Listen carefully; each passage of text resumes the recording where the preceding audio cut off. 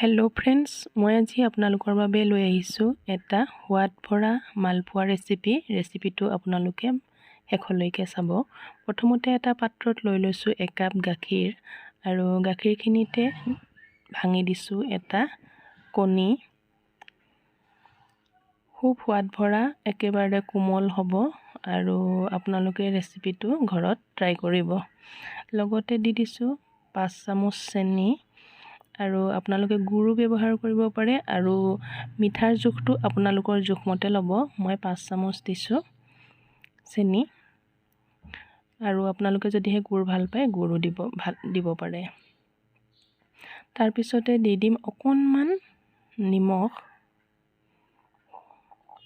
মালপোৱাৰ টেষ্টটো বঢ়াবৰ বাবে। তাৰপিছতে চেনি দিয়া চামুচখনেৰে 3/4 এভাগ বেকিং পাউডাৰ দিছোঁ মই।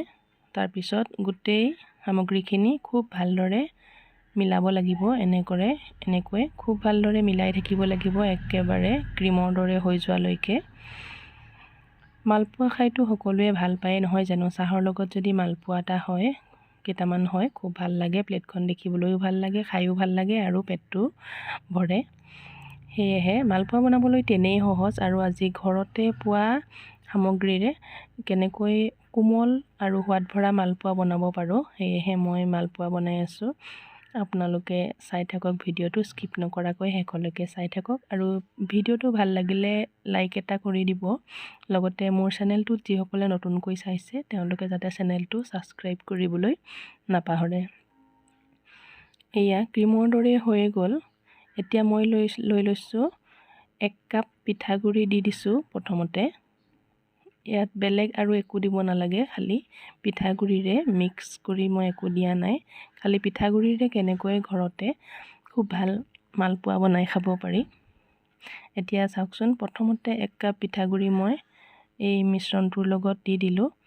খুব ভালদৰে মিলাই এইখিনি হৈ গ'ল। যিহেতু পনীয়া হৈ আছে সেইবাবে মই দি দিলোঁ আৰু 1/2 কাপ পিঠাগুড়ি আপোনালোকে শুকান ল'লেও হ'ব আৰু সোনকালে মিক্সিত যদি পিচি লয় তেনেহ'লে সেইটোও হ'ব আৰু শুকুৱাই থোৱা হ'লেও হ'ব।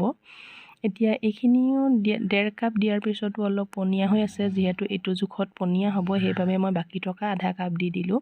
এতিয়া মোৰ মুঠ 2 কাপ পিঠাগুড়িৰে এতিয়া মই কেনেকৈ মালপোৱা বনাম আৰু কিমান হ'ব আপোনালোকে চাই থাকক। মালপোৱাৰ প্ৰথম কামখিনিয়ে হ'ল খুব ভালদৰে এনেকৈ ফেটি থাকিব লাগিব। যেনেকৈ আমি কেক তৈয়াৰ কৰিবলৈ মিশ্ৰণটো ফেটি থাকোঁ সেনেকৈয়ে ঘুটি থাকিব লাগিব, এনেকৈ ফেটি থাকিব লাগিব। ফেটি এতিয়া দেখিছেনে ইমান ধুনীয়াকৈ, মানে খুব কোমলো নহয়, পনীয়াও নহয় আৰু ডাঠো নহয়। এতিয়া 1 ঘণ্টাৰ বাবে ঢাকি থৈ দিলোঁ মই আৰু এয়া 1 ঘণ্টাৰ পিছত দেখিছেনে বাবলছ কিছুমান উঠিবলৈ লৈছে। এতিয়া 1 ঘণ্টাৰ পিছত যেতিয়া এইখিনি খুলি চাব তেতিয়া আকৌ ভালদৰে এনেকৈ 2 মিনিটমান এনেকৈ মিশ্ৰণটো মিলাই থাকিব। তাৰপিছত এখন কেৰাহীত তেল দি দিলোঁ। তেল অলপ বেছিকৈ দিব, মই ৰিফাইন তেল লৈছোঁ আৰু আপোনালোকে মিঠাতেলো ইউজ কৰিব পাৰে, তেল হ'লেই হ'ল। আৰু বেছিকৈ দিব যাতে মালপোৱাটো ফুলি উঠিব পাৰে আৰু সম্পূৰ্ণ ডুব গৈ ফুলি উঠিব পাৰে।